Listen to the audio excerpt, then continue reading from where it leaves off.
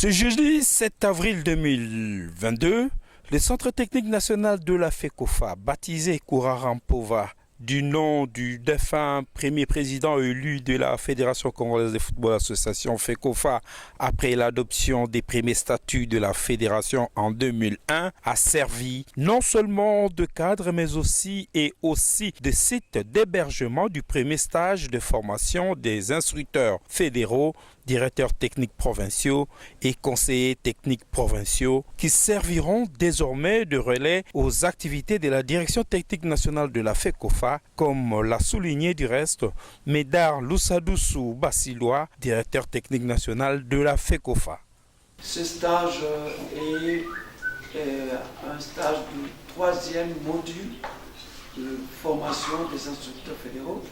C'est-à-dire que c'est ce stage qui va peut nous permettre d'évaluer les candidats qui ont suivi deux premiers modules au cours desquels ils ont obtenu des brevets d'instructeurs fédéraux, et cette fois-ci ils auront en définitive la licence fédérale et des instructeurs fédéraux qui leur permettra de pouvoir assurer les enseignements dans les différentes provinces selon le programme qui va leur être soumis par la direction technique nationale. Les directeurs techniques provinciaux et les conseillers sont là pour suivre comment organiser le grassroots et la détection dans les provinces, comme vous nous l'avez demandé qu'on forme le plus grand nombre de cadres dans les provinces et qu'on puisse organiser dans toutes les provinces le recrutement, disons la détection des jeunes en vue de pouvoir renforcer la base des données au niveau de la direction technique nationale. Cette base de données qui nous permettra d'amener les meilleurs jeunes talents au centre technique national à qui vous avez redonné de la valeur, et au finish, ces meilleurs talents seront orientés vers les différentes structures de formation viables, les clubs ainsi que les équipes nationales. Et ici, nous avons beaucoup de participants qui viennent de très loin, différentes provinces, et il y en a qui ont reçu l'assistance de leur province, il y en a qui sont venus d'eux-mêmes, et c'est une preuve de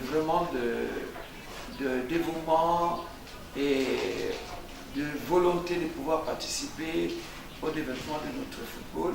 Avec l'appui de la Confédération africaine de football CAF, qui a dépêché un de ses experts instructeurs en la personne du Camerounais Étienne Sokeng, cette grande première dans les annales de l'histoire du football congolais a été portée sur les fonds baptismaux par le secrétaire général de la FECOFA, belge Sitwatala Matoulouakila, représentant le président ad intérim de la FECOFA empêché. Le patron de l'administration de la FECOFA a souligné le grand intérêt que porte la fédération sur la formation des footballeurs à la base dans les écoles ou soit-il dans les rues du pays, du grassroots comme on l'appelle en langage technique de la FIFA. Les présents stages de formation des instructeurs fédéraux, directeurs techniques provinciaux et conseillers techniques provinciaux en est le point de départ. Belge Sitwatala Matoulouakila en a parlé.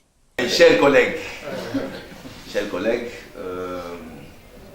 c'est une grande joie pour moi de me retrouver dans ce cadre en représentation de mon président empêché et à travers lui tous les comités exécutifs de la FECOFA, parce que vous savez qu'à travers notre direction technique nationale, nous ne cessons de multiplier des stratégies adaptées susceptibles de concourir au développement de la discipline que nous aimons tant, le football. Ce qui nous réunit ici, c'est le football. Et on ne peut atteindre le développement sans formation de formateurs. ici, nous sommes à la formation du formateur.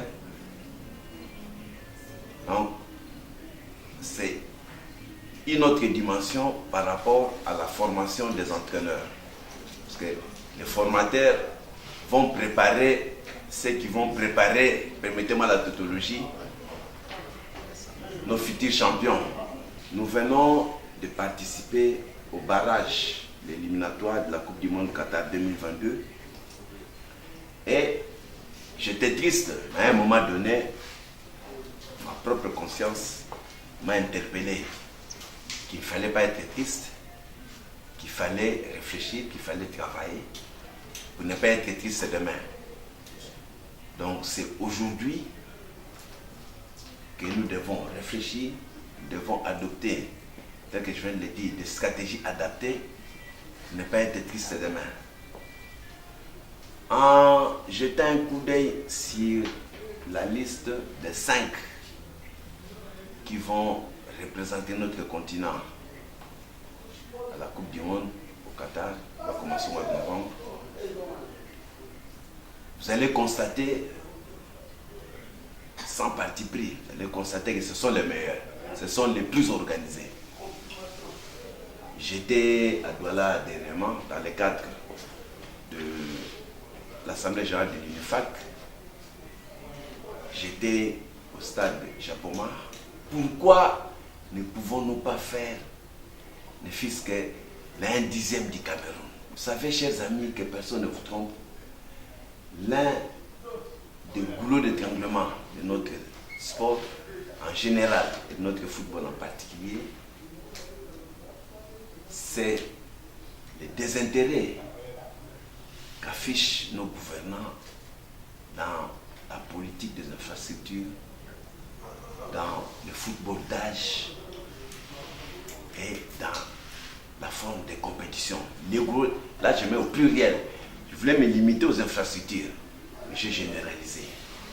Donc, il y a les infrastructures, il y a le football d'âge et il y a la forme de compétition, mais à la base au début, parce que ça c'est intimement lié, la formation. Sans infrastructure, où est-ce qu'on peut former? Ici, nous sommes encore très loin. À base de centre, à partir de 13 ans, 14 ans. On trie les meilleurs, on canalise vers les équipes d'âge. Et ceux qui excellent, on les envoie dans des centres de formation en Europe. C'est là qu'ils vont pour parfaire les formations. Et quand ils rentrent jouer dans le U17, ils sont comment? Quand ils vont jouer dans le U20 et quand ils vont aboutir en équipe A. Donc là, on ne peut pas sélectionner un joueur s'il n'est pas passé, à moins il y a des exceptions, des talents, voilà, des gens. Là, il n'y a pas de gens spontanés de façon générale. Mais il y a des talents innés, de génie qui arrivent à jouer sans passer par un processus classique. Je ne vais pas abuser du précédent de notre ami, mais il y a des choses que je devais rappeler ici. De sorte que quand chacun de vous se retrouvera dans des situations de responsabilité, qu'il puisse en tenir compte. Et cela étant dit, au nom du comité exécutif de CECOFA et de mon président, je déclare ouvert les séminaires de formation des instructeurs fédéraux, des directeurs et conseils techniques provinciaux. Je vous remercie. Enfin, la traditionnelle photo de famille a clos la cérémonie solennelle d'ouverture de ce jeudi 7 avril avant que les récipiendaires reprennent le banc du centre Kourara et ce jusqu'au mardi 12 avril. C'est à cette date que prendra fin la formation qui sera sanctionnée par l'obtention de la licence d'instructeur fédéral ou de directeur technique provincial ou encore des conseillers techniques provinciaux pour les candidats qui auront satisfait aux différentes évaluations. Bonne chance à tous.